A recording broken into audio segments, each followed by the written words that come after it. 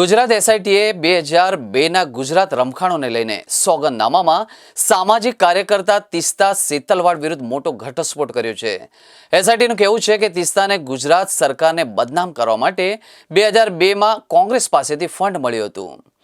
एक बहुत ही गंभीर विषय को लेकर भारतीय जनता पार्टी ने आज ये प्रेस कॉन्फ्रेंस बुलाया है और आप सभी जानते हैं गुजरात दंगे 2002 में जिस प्रकार से तत्कालीन मुख्यमंत्री गुजरात के और वर्तमान के हमारे प्रधानमंत्री माननीय मोदी जी को अपमानित और उन्हें बदनाम करने की चेष्टा उस समय की political party, ruling political party Congress ने जिस प्रकार का षड्यंत्र रच के किया था, समय के साथ धीरे धीरे परत दर परत सच्चाई सामने आ रही है। आप सबको अवगत है कि चंद हफ्तों पहले सुप्रीम कोर्ट में जब ये केस कंक्लूड किया था तो सुप्रीम कोर्ट ने कुछ सख्त टिप्पणी की थी। केवल टू रिफ्रेश द मेमोरी, आपके याददाश्त को ताजा करने के लिए वो 2 लाइन सुप्रीम कोर्ट से मैं पढ़ना चाहता हूं, क्योंकि आज जो प्रेस कॉन्फ्रेंस है इसी संदर्भ में है। सुप्रीम कोर्ट ने कहा था क्लीन चिट देते हुए नरेंद्र मोदी जी को कि the proceedings have been pursued for the last 16 years to keep the pot boiling, obviously for ulterior design.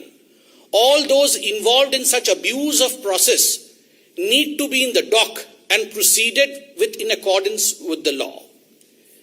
कुछ ऐसे लोग थे जो जानबूझ के अपने अल्टीरियर डिजाइन, अपने षड्यंत्र के कारण, अपने मकसद के कारण पॉट बॉइलिंग अर्थात इस पूरे विषय को जीवित रखने का काम कर रहे थे और अतथ्य प्रस्तुत कर रहे थे। अब समय आ गया है, ये सुप्रीम कोर्ट ने कहा था कि इन लोगों के ऊपर भी कानून का सिकंजा कसे और इन लोगों को भी जुडिशियल ट्रायल फेस करना पड़े। यह सुप्रीम कोर्ट की सख्त टिप्पणी थी और मीडिया ने रिपोर्ट किया था। इसके पश्चात कुछ लोगों की गिरफ्तारी हुई। Teesta Setalvad, B Sree Kumar, IPS officer Sanjiv Bhatt, कुछ लोग गिरफ्तार हुए। उनके ऊपर एक एसआईटी बैठाया गया था। आज सुबह से मीडिया रिपोर्ट के माध्यम से देश देख रही है कि ये जो एसआईटी है, एसआईटी ने अपने एफिडेविट को कोर्ट में सबमिट किया है। एफिडेविट ने अपने जांच को कंक्लूड करके ये जो रिपोर्ट रखा है, बहुत सारे सत्य को ये सामने लाती है। It reveals shocking truth, shocking facts have come to the fore after the SIT report in front of the court. बहुत स्पष्ट रूप से यह एफिडेविट कहती है कि तीस्ता सेतलवाड और उनके साथी, उनके सहयोगी जो काम कर रहे थे, वो मानवता के लिए काम नहीं कर रहे थे। वो एक पॉलिटिकल डिजाइन के साथ, एक पॉलिटिकल ऑब्जेक्टिव के साथ, एक राजनैतिक मंसूबे के साथ काम कर रहे थे। और उनका मंसूबा क्या था? उनका 2 टूक मंसूबा था। They had 2 objectives. ये 2 पॉलिटिकल ऑब्जेक्टिव्स क्या थे? प्रथम पॉलिटिकल ऑब्जेक्टिव था dismissal and destabilisation of the publicly elected Gujarat government.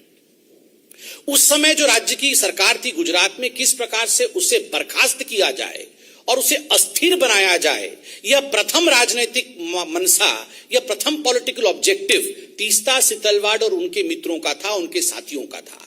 और जो दूसरा मनसा था, the second political objective was to frame innocent people in Gujarat riot 2002, जिसमें आदरणीय प्रधानमंत्री नरेंद्र मोदी जी का नाम भी शामिल है। किस प्रकार से नरेंद्र मोदी जी के नाम को शामिल किया जाए, किस प्रकार से उन्हें अपमानित किया जाए, उनको किस प्रकार से पदच्युत किया जाए, किस प्रकार से उन्हें परेशान किया जाए, ताकि भविष्य का एक लीडर जो भारतीय जनता पार्टी को आगे लेने की क्षमता जिसमें है, उसे रोका जा सके। इस मनसा के साथ तीस्ता और उनके साथी काम कर रहे थे। ये जो पॉलिटिकल ऑब्जेक्टिव था, इसका खुलासा एफिडेविट में हुआ है। एफिडेविट ने स्पष्ट रूप से कहा है कि ये जो कॉन्स्पिरेसी, ये जो षड्यंत्र है, this conspiracy was to malign the image of Gujarat. केवल नरेंद्र मोदी और केवल राजनीतिक दृष्टिकोण से नहीं, गुजरात किस प्रकार से इसमें उसके चित्र को मलिन किया जाए, इमेज ऑफ गुजरात को धक्का पहुंचे, यह षड्यंत्र भी तीस्ता सीतलवाड़ और उनके साथी कर रहे थे।